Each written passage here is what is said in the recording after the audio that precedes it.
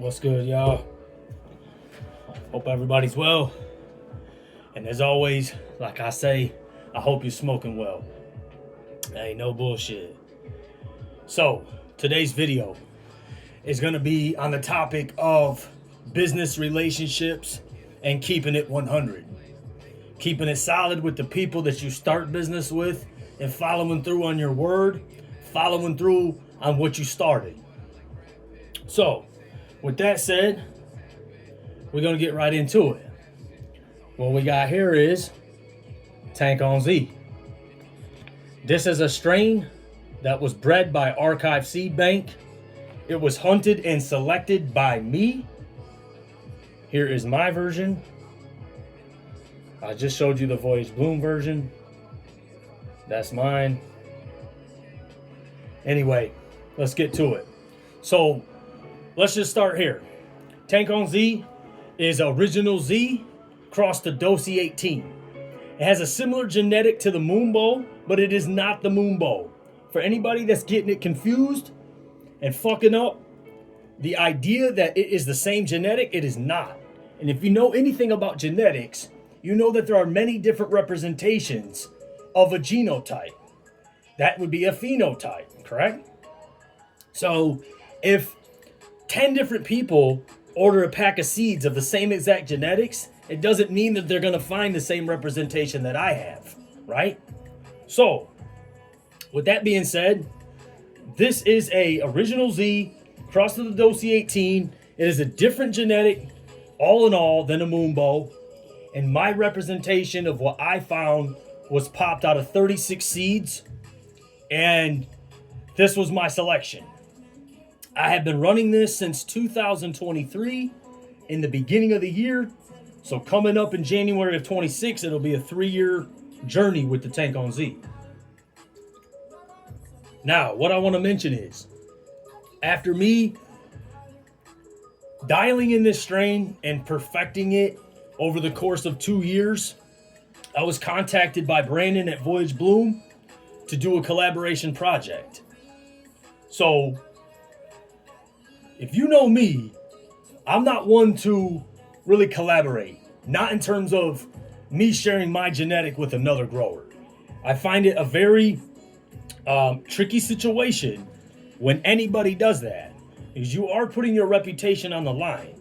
And in my case, this was a selection of a strain that I perfected and represented to the people that means something, in the sense that if you get it off me, that cut needs to represent exactly what I'm representing. Is it going to be identical? No. But what I'm saying is it has to be damn close in order for this thing to work out and be a solid collaboration. So, Brandon reached out to me. He got the clone from me back in January, or February, I should say, of 25. Here we are now. We finally made it to the Tank on Z, which is in stores as I speak. So it's taken 8 months to get here. You know, it's been a little while. And now originally he reached out to me for the Black Spritzer, as those are the two cuts that I'm really working on right now. And there was a mishap in sending the cut of the Black Spritzer, so they ended up with a Tank on Z, and here we are. Now, to touch on the business side of things and why I am particularly making this video is because in business, obviously, you got to keep shit solid, right? On both sides. For it to be mutually beneficial, each person on the side of business obviously has to keep it solid, 100. Okay? So, if we start when this began, Brandon reached out to me to get this clone, and I told him the price, and I told him that if you want this, there's a 3 minimum, right? So he wanted 3. And when he got the clone, he paid me for 1. You know what I mean? So when the business went down, he paid for 1. So ultimately, I sent him 1 because that's what he paid for. When he received the clone, we had discussed about, hey, when it touches down, let me know you received it. This goes all the way back to just in this game, your word is everything, you know? And I come from a time where integrity, respect, honor, all that shit means something, man. And something as simple as notifying the person who supplied the genetic to you that it has touched down and safely landed, that's a pretty simple thing to do, right? And on Brandon's end, no. You didn't even let me know that he got the clone. So for all I know, it's lost in transit somewhere. And both people's asses are on the line because now they're looking at where it came from and where it's going and all this kind of shit, right? So he reaches out to me to get the clone. He doesn't pay me correctly. He doesn't let me know that he got the clone. It took 8 months to get here. He never let me know that the strain was finished and that it was ready and that it was even going to release. Because as y'all know, I'm not on Instagram anymore. Instagram has totally been a bitch and shut me down so many times that I just said, screw it. I had a recent 2-day stint back on there and it was over and already gone again. So there's no way for me to know what's going on with the company Voyage Bloom in terms of strain releases and drops and stuff, right? So Brandon has my number. We text back and forth, right? But he never gave me any heads up that this strain was ready and that it was going to even be dropping on the market for anyone. And I'm the guy he got it from. So it's just kind of crazy that you wouldn't let the guy know who you actually got the genetic from. You know what I'm saying? And I'm going to add something here, is that any of you that have gotten it, you would know that it has a July 22nd harvest date, right? Now, the problem with that July 22nd harvest date is most of us are waiting on our flower to smoke on a fresh 1 month window from the time that it was harvested. You have a 2-week dry period, you have your testing, and you have your logistics to get it to a shop, right? So in general, a strain is in our hands within 1 month of that time. So technically, August 22nd would have been the date that should have been available in stores. We went all the way till October 15th until it was available in any store, which is way beyond a fresh period and window. Why that really matters as well is because, as you know with Z, any real grower out there knows this, that Z is its best in its representation when it's fresh. Once Z has exceeded, say, 4-6 weeks after dry time, you're starting to get away from that flavor and that purity of that flavor.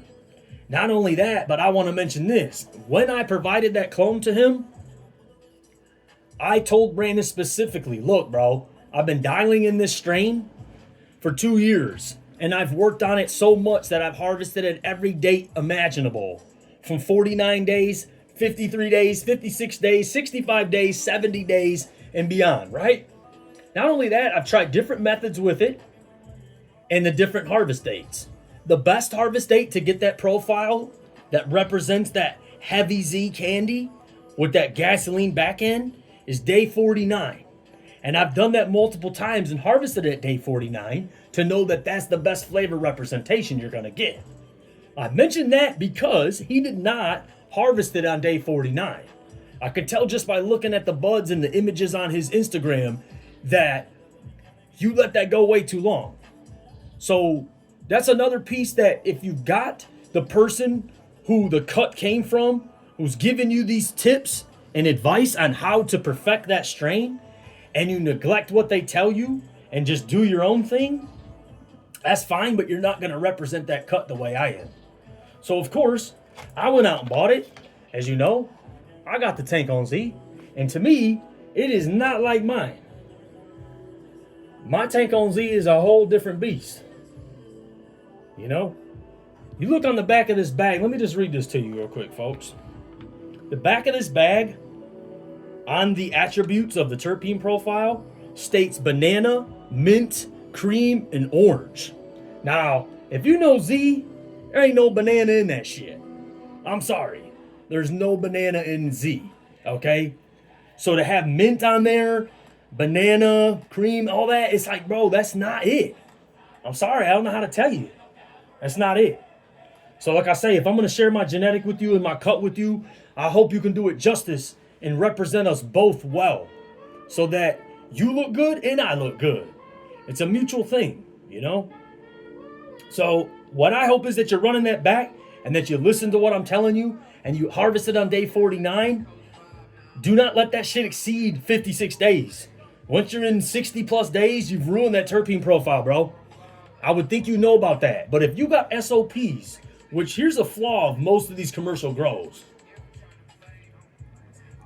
A lot of these commercial grows run an SOP with a 63 to 65 day, which is 9 weeks, right? They run a 9 week, even 8 week, 56 days. And that's for every single strain. Why that's a problem is, folks, is that you cannot run every single genetic at the same 8 to 9 weeks and expect to get their peak representation out of them. You know, if you want that full expression of the strain giving you its best, you cannot harvest everything in 8 and 9 weeks and think, well, it's all on this SOP and they all get the same attention and stuff and the same treatment. That's not how you achieve fire, man. It's just not. Every strain has to be specifically dialed. It just does. You can't have this big room with 6 tables and 10 strains in the same room and harvest them all on day 63 or 56 and expect that they're going to be their peak. That's not how this shit works. This is my problem with scale, and that the size of scale, it definitely keeps people from their full potential and riding on that consistency, that batch to batch consistency. It makes it very hard. You know, so that's that. Now, a couple things I want to add here about Voyage Bloom, and this was a recent finding for me. In case you don't know, folks, Voyage Bloom is owned and ran by 2 guys that are in their 60s. One is retired from Ford, and these guys got together, invested their money, put Brandon as the CEO, which of course most of us in Michigan know Brandon as the face, and we've also associated him with being the owner of Voyage Bloom, which, learning what I've learned recently, tells me that he is not obviously the owner, and that he answers to other people, and they let him run the show. What I hope is that they are paying close attention to Brandon and what he's doing for the company. Because in my case, this has been a shitty relationship. Okay? He has not been thorough, honest, integrable. All these good things in a business relationship has been lacking severely. That's why this video is being made. And this is not specifically just towards Voyage Bloom. This is to the cannabis industry in general. Like I said at the start of this video, if you're going to start a business relationship with anyone, be prepared to be solid and have the integrity, have your ducks in a row, and make sure that you come proper, you know, because there's too many relationships being sabotaged by fuckery and fakeness. And if y'all want to know why there's a boxing match at nearly every event that's held, that's because you got so much bullshit going on that some are ready to knock a face off by the time they come to the event, you know? That's partly why I don't go. I cannot mix in with so much fake ass fuckery and bullshit and come to an event and smile in people's faces and be there when I can smell the bullshit before I even come through those doors. I can't do it and I won't do it. Sorry. Y'all create a real ass fucking event where ain't nothing but real motherfuckers there and ain't no fake ass phony motherfuckers over there whispering and shit and kind of whatever. I'll be there. You know what I'm saying? But I don't think that's gonna happen. There's too many weirdos in this shit. So pardon me for keeping it real. You know what I'm saying? I'm sorry, but not sorry. There's just so much bullshit in this game, man. And I've said this to my people. Is it gonna take, though, for this game and this industry to hit absolute rock bottom before people look around and say, hey, what do we need to do now to revive this bitch? Because it's dead on the floor, right? And at that point, that's generally when people start scrambling and wanting to make changes and do better and all this, when the shit is tanked to the ground and there's nothing there. You know what I mean? Meanwhile, we have it right now, though. We do. And it's being ruined state to state, coast to coast, wherever. Whether it's politicians, whether it's shitty fucking growers in it, bad dispensaries, bad bud tenders, bad players in general, shitty curators, people not just holding up their end of the deal in general. And like I say, this ain't specific to just Voyage Bloom. This is in general to this cannabis industry. Are we going to fuck it up so bad to where finally it hits rock bottom and then we decide, hey, let's pull our heads out our asses and do something? You know? I've been here all along, bro. Bird's eye view, watching the shit show. And, man, it's tough. It's a tough one, folks. So, I hope that in Michigan, y'all have gotten out there and tried this Tank on Z. Is it bad flower? No. If I'm going to rate it, I'm going to rate it like an 8 out of 10. Could it be better? For sure. The burn could be cleaner. The flavor could be better. The purity could be better. The effects could be better. It's dry. If I'm being honest. Is it bone dry dust pack? No. But is it got the right water activity and moisture content? No. No. It does not roll properly. Like I say, it could smoke better. It could be less harsh. There's a bite on the throat. It smokes nothing like this, folks. If I'm being honest. It's not smoking like Tank on Z from Terp Tester. And that's just that. So, I want to rewind a little bit here before I go and tell you a little bit of a fuller story of how I also got here with Voyage Bloom. So, in the year of, say, 2022, I started purchasing Voyage Bloom flower and supporting their company. As y'all know, Terps Tester and this brand is a grow brand, but it's also a reviewer, connoisseur brand, right? So what I do is I review flower with a true experience and discernment behind that. So I picked up Voyage Bloom's flower, specifically the cream smoothie, the fruit stand, Project X, Zangria, and I reviewed multiple strains for them on my page, shine some light on the brand, put some money in their pockets, you know. When Slurms dropped, which was probably July, I went heavy on the Slurms. The Slurms is a good genetic. They did well with that. I jumped on it. I promoted the fuck out of the Slurms. I told everybody and their mama to go grab that shit because it was smoking. Lo and behold, what happened? Slurms took home 3 first-place trophies in the Olympics, okay?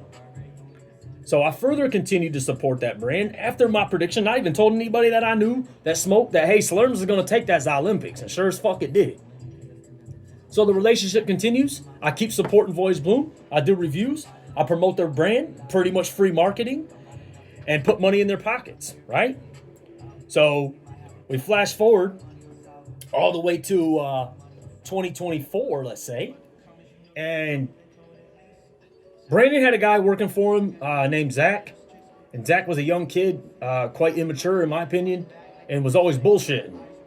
Zach bullshitted so much that Brandon stepped in and said, hey, man, let me actually take care of you since Zach would never actually meet up with me because I'm going to keep it real. He's a pussy.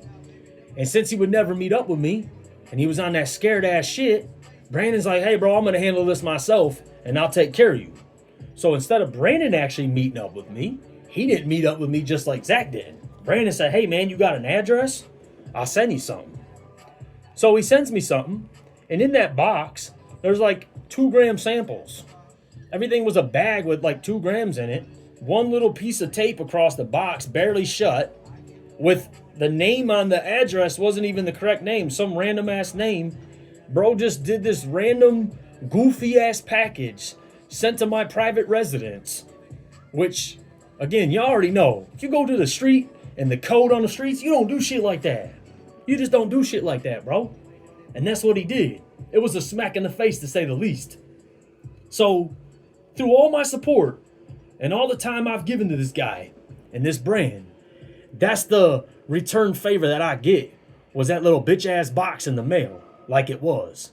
And I'd rather him just kept that shit. So, I messaged Brandon, and I talked to Brandon back and forth, right? Now, I want to mention this as well. When I send him messages, they are voicemails. I may send a 2-3 minute voicemail to this guy. Do you think that he'd ever have the decency to reply back with a voicemail and actually talk man to man with me? No.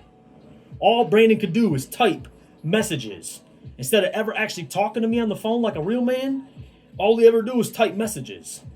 Back and forth, just little paragraphs after I'd send him a 3-4 minute voicemail or something, right? So there goes a big gap of silence for probably about 6 months between me and Voyage Bloom. And he reaches out to me after all that time and saying, hey man, I feel like you don't support us no more. And, I see that you're not posting our brand and such and such. And it's kind of like, yeah, I mean, go figure. What the fuck you think? So a little more time goes by and he reaches out to me about the clone. And we go through with the whole clone shit. I already explained all that. So here we are now. This Tank on Z drops, right, in October. It was harvested in July. I never heard a word from Brandon about the Tank on Z being finished.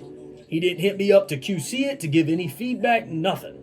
I'm still sitting and waiting now, after about 3 weeks ago, giving him my address again, to get this Tank on Z. Now, I had no problem going out and buying it again, or buying your product from Voyage Bloom and supporting.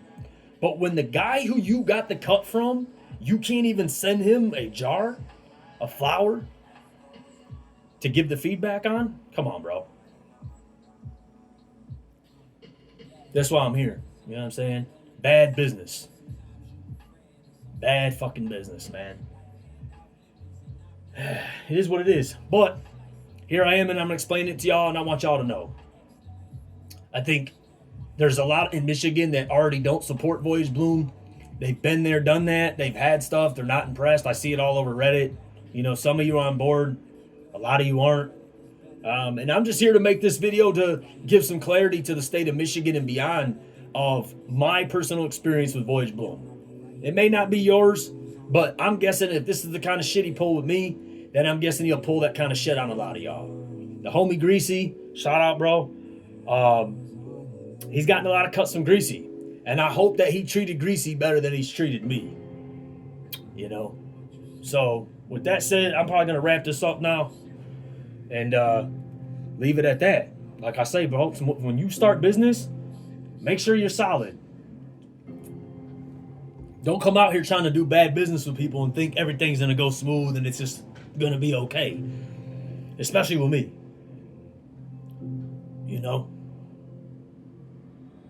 So, yeah. Stay up, folks. Keep it real. Be solid with each other.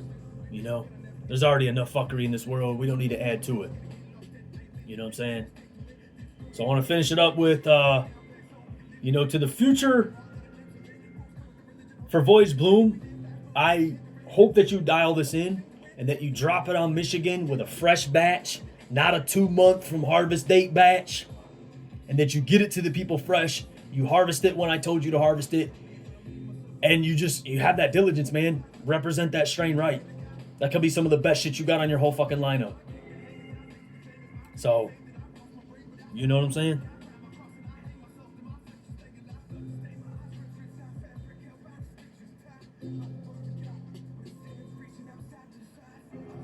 Y'all stay up. Just gonna let y'all ride out with this track here.